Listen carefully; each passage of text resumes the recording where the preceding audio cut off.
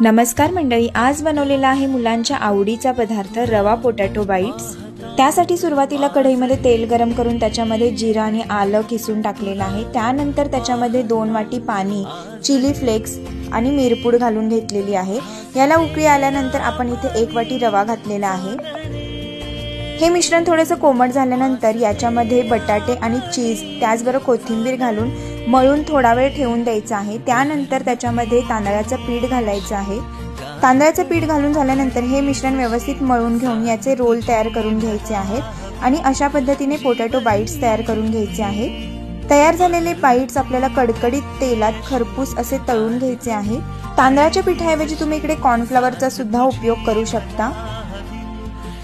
खाण्यासाठी तयार आहेत आपले रवा पोटॅटो बाईट्स। अशा छान छान रेसिपीजसाठी पेजला फॉलो करायला विसरू नका। पुन्हा एकदा भेटूया अशा छानशा व्हिडिओमध्ये। तोपर्यंत बाय बाय।